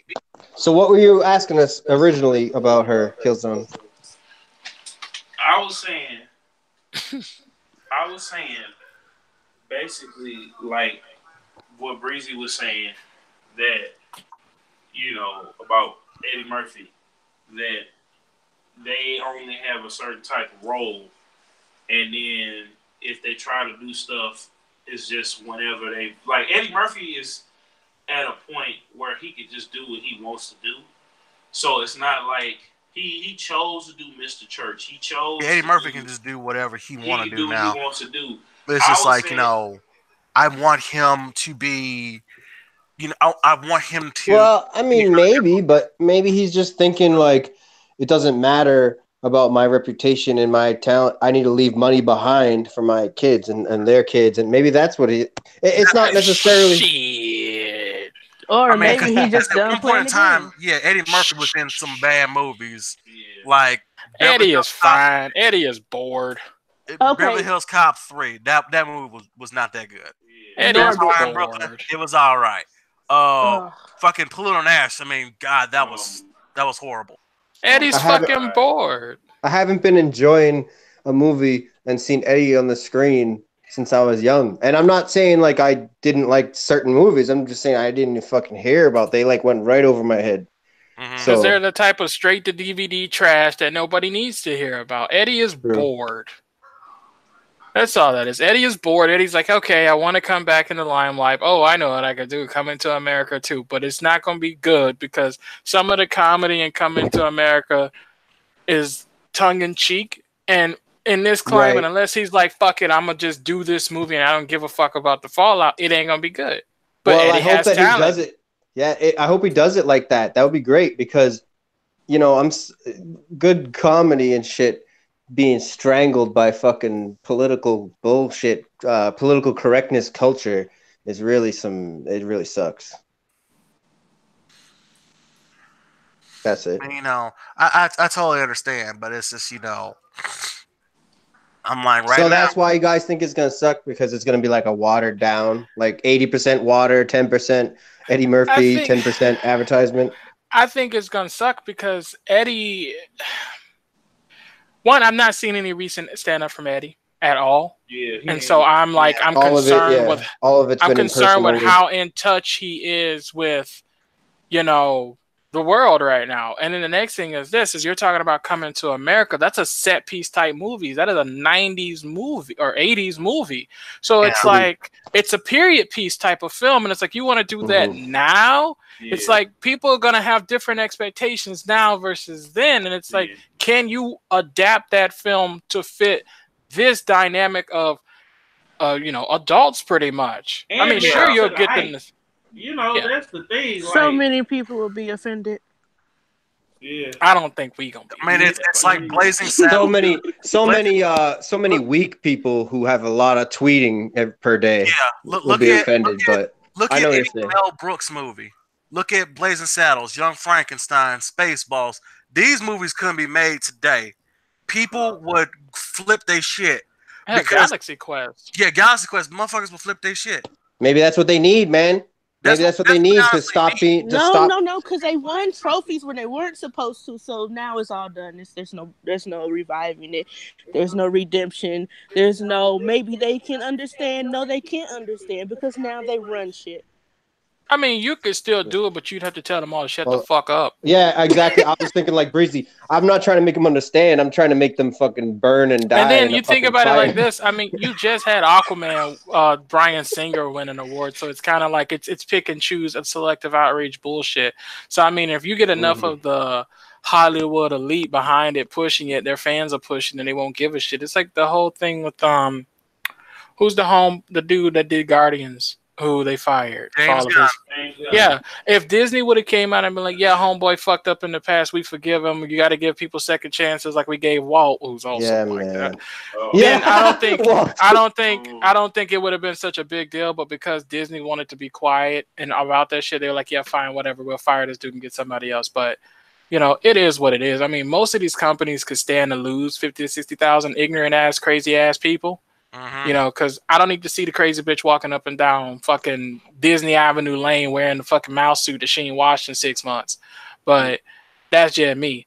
But yeah, they can do that movie, but they gotta tell them all shut the fuck up and not care about these little Twitter bloggers and reviewers. Go back to Tumblr.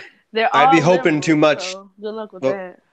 Yeah, I would be hoping too much to hope for that, but I agree with Breezy. That is how it should go. All these crazy ass motherfuckers, they're only going to learn one way, and that's the middle finger, man. And it's going to take some serious balls, which we probably should not expect anybody to have. No, nobody got any balls. Everybody wants to, okay, mini rant. What the fuck is this thing about your truth? What the fuck is that? There's only the truth. It's not your truth or my truth. It's only the fucking truth. Like, it's another word for perception, right? Yeah, exactly. What is this fucking Jedi mind trick bullshit you trying to pull right now? Like, that's not how that works. And we need to basically all of these companies who are hiring friends of friends and have all of this fucking groupthink going on with their writers and editors need to be purged. They all need to be purged. They can land on the trampoline that is Twitter, and they can get in their little Twitter help groups and fucking tweet at each other stupid shit all damn day long. Because motherfuckers trying to get shit done. You can't make omelets without cracking eggs. You can't have a good joke unless you fail at some and figure out punchlines and shit. Like, it's so hard in this climate to do groundbreaking or creative shit without stepping on somebody's toes. It's like, listen, I'm trying to do some shit. I ain't mean to step on your toes. My bad, but let me do this shit. No, you need to apologize even more for stepping on my toes. Bitch, I said I'm sorry. Like, fuck. Like, I'm trying to do it. Yeah. You know what they need to tell them? Instead of telling them sorry. Go ahead, Crimson. I mean, they want an apology. They want a written apology. They want a fucking... Yeah. Instead, you should... They want a memo. Instead of that, they want a strippergram. Yeah, strippergram. They want to reach around. They want all that. And so, instead you should just crush their toes, stamp on them again, stampede. Tell them, instead of saying sorry, tell them, don't make me do it worse.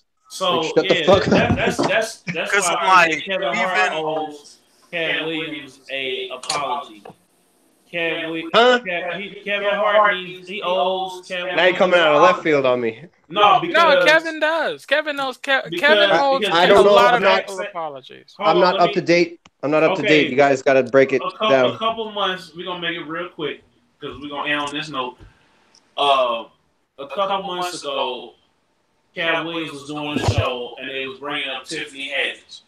And Cat Williams said, "I'm here to talk. I didn't even want to do this interview because I'm here for my boy Red Grant.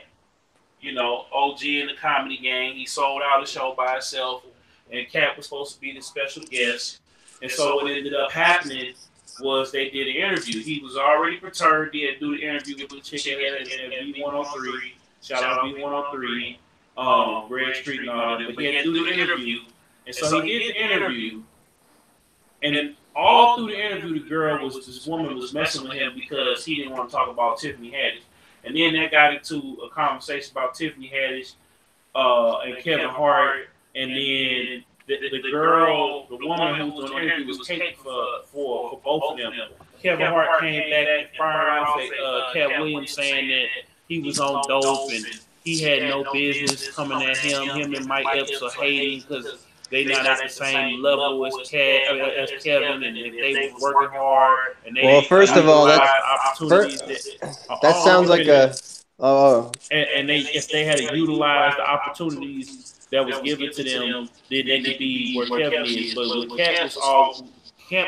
Cat simply said was, "I'm not tap dancing and doing all the shit that y'all." I've been saying. He's been saying the same shit he's been saying, which is, "I'm not finna be out here tap dancing and shucking and jiving like y'all is."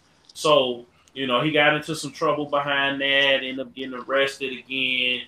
Some more shit happened, but then the shit happened with the Oscars with Kevin Hart, not 2 months to the day of that incident, that exchange. So everything Cat Williams has been saying happened, and that's why, like we were talking about with Eddie. Eddie is chilling. He stacked his money. He got the fuck on out of there. But you know, if you don't if you sign these contracts and you working with these movie studios, you working with these touring agencies that are not your own, when you know you look at we didn't bring him up, but like Tyler Perry has his own shit.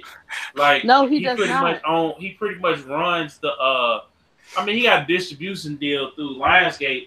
Exactly. They all have distribution deals through someone. No, well, what the fuck are you gonna do? Distribute your shit? What are you gonna jump in the fucking Toyota Camry with a fucking 8mm reel? If Tyler Perry, Oprah, and Kevin Hart all got together and built a distribution company, they wouldn't need the other distributions. They'd be running their own shit. But but then they wouldn't have any time to do any of this comedy shit. That takes a lot of energy and genius to run. Tyler Perry do? And they can do it for the next generation. They can do it. But the whole point of the conversation is Kevin Hart finally heard what Cat Williams said about them muting and silencing him because he didn't want to tap dance no more. And he didn't get to do the Oscars. And now I believe Kevin Hart, that's going to be another whole separate video for me. That Cat Sounds like it, bro. Yeah, Cat Williams is owed an apology by Kevin Hart. And I feel like, you know, nowadays you're gonna ruffle somebody's feathers, you're gonna piss somebody off. And shit, I do that all the time with my group. And ruffling the feathers, I'm gonna cook that whole bird. It's like I crossed the line twice. Like, I don't give a fuck because I'm like, I don't apologize for shit. I do not back down. I said it. It's out there. It's done. And I actually have a lot of problems with people as a result for that because I tell the truth. I'm like, I'm not gonna back down. I said it. You know, if you fucking up, you fucking up. I'm gonna tell you. And to end, let's end it on a bright, sort of bright, but I know Breezy gonna go off and it's gonna be I'm good.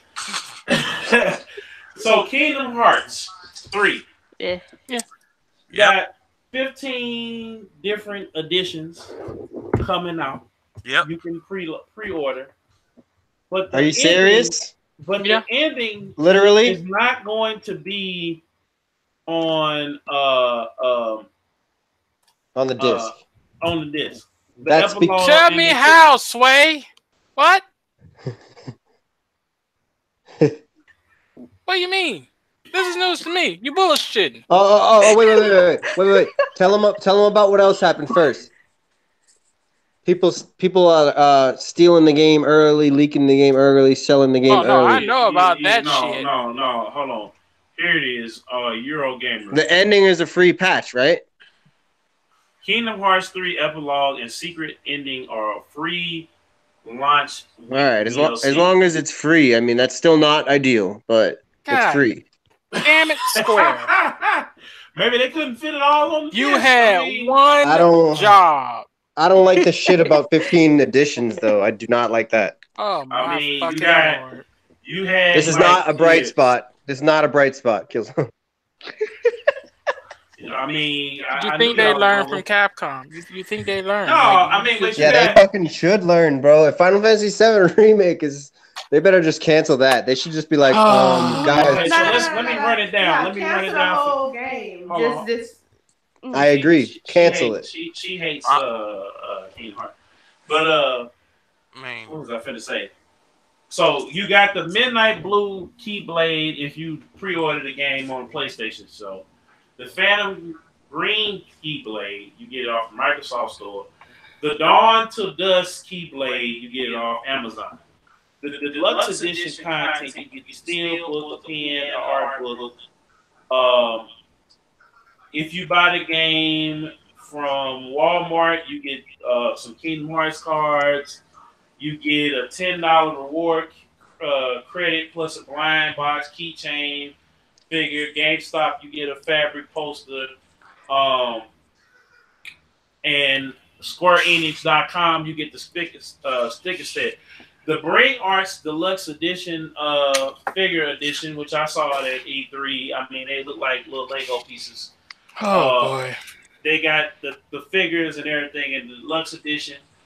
And then, you know, if you were lucky enough, I didn't have the bread at the time to get the pro box from GameStop with all the shit in it. And yeah, that's basically what is even gaming anymore? You can't even get your damn costumes on the disc. You can't get your endings on the fucking disc or the epilogues now. Like, what the fuck is gaming at this point? Like, what is the point? I'm not even getting the full product anymore. I'm getting nickel and dimed. Like, what, why? Why? So if I didn't have the internet and I bought this fucking game, I couldn't see the beginning intro or the fucking ending. Oh, it's pretty much like Capcom.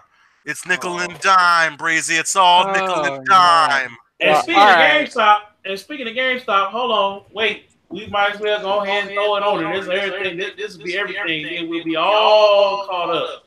Oh Lord Jesus. So GameStop,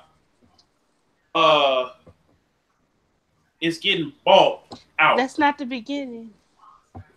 Well, we ain't finna talk about the transgender woman. No, what the fuck are you talking about? Yeah, I'm talking about the fact they're going to shut down. Well, GameStop is we already knew that GameStop was getting bought out. They was gonna get shut down, but they got somebody to come in and buy the damn. I actually want I don't want GameStop to leave only because I know so many people working at GameStop or have worked at GameStop. Fuck GameStop. Up the ass with no Vaseline. Whoa. Some people like that. But yo, I think that the only problem is though, the less competition, the worse shit may get. So there's no competition for GameStop now besides a few play-in trades around. I'm talking about Amazon, bro. I don't give a fuck. GameStop. I'm talking about Amazon. No, Amazon needs other people to keep them in check, is what I'm trying to say. Ain't too many people gonna check that fucking monster. Yeah, you're right. I'm about. And then people. Well, his wife could if she get half that fortune. Hey, you're right. Yeah, I'm about 8 years. 8 years late or 18 years late on that. We're too late, but that's the type of shit I think about when I think about GameStop shutting down. And they're about to be getting bought out. You heard about that, right? Yeah. Yeah. So I mean, it's their own fault. Yeah. Oh, you just brought this new Call of Duty? I'll give you $2 for it. Like they sunk themselves. All that shit's gonna end up on eBay too if they shut down. No, well, see, like in St. Louis, we have V Stock. Wait a minute. Say it again, Luke. In St. Louis, we have V Stock. It's vintage stock. You just go there, sell my shit, get shit. It's wonderful. Fuck GameStop. I've said that for a long time. I don't like GameStop. Mom and pop shops are cool and everything. Mom and pop. Nah, this is beyond mom and pop. This is a change. Oh, I never seen it though. That's cool though. That's good. That's good.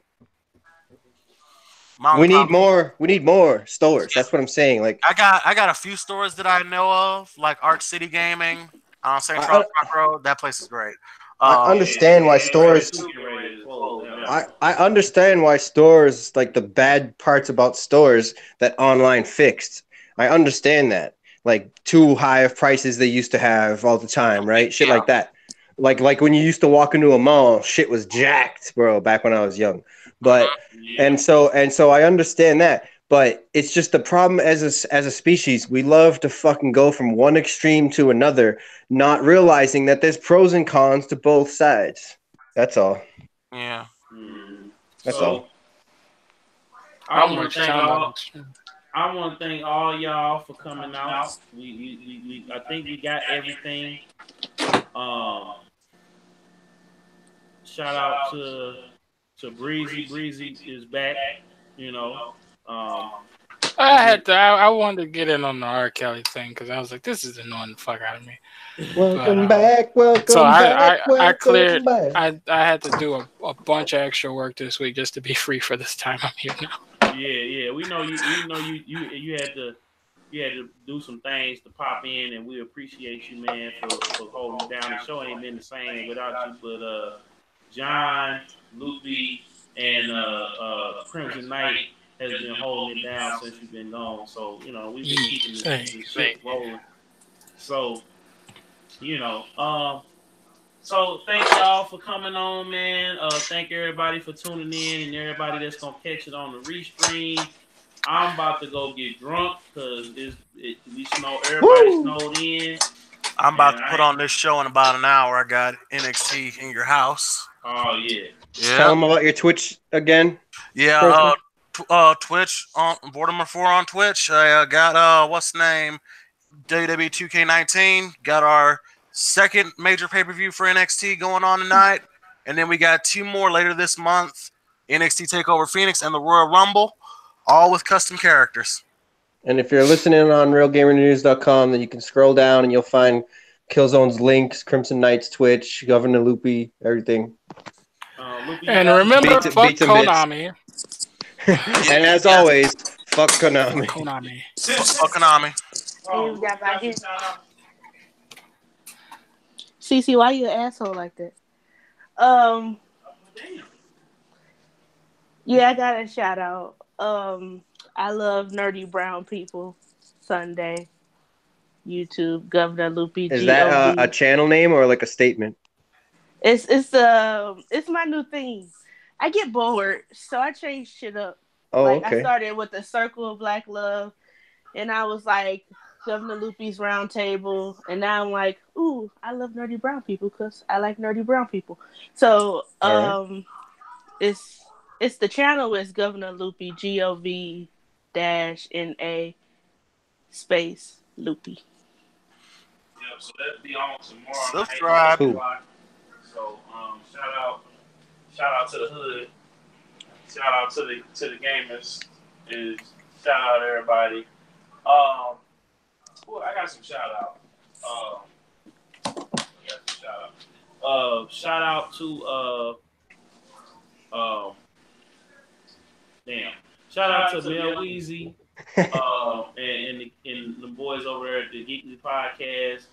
Shout out to Hell yeah. Malik Forte or Malik Foreplay. Who else I need to shout out?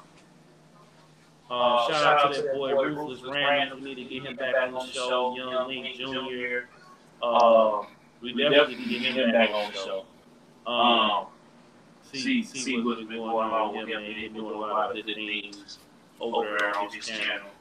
And just shout out once again to all y'all here, man, and the entire Beatz N Bitz community.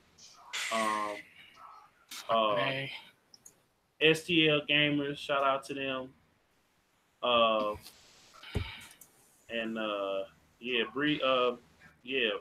Breezy, real quick before we go. Breezy, I need you to call Kodak, man, because he back wild and we need to make sure you stay. He. Yo, man, don't talk like that, man. Kodak's good. We just got him back. Somebody make sure you put that lean down, and we out of here, y'all. Somebody call Square Enix and tell them what the fuck, y'all. That's a big deal. Yeah, word.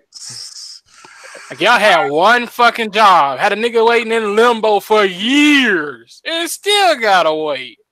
Ugh.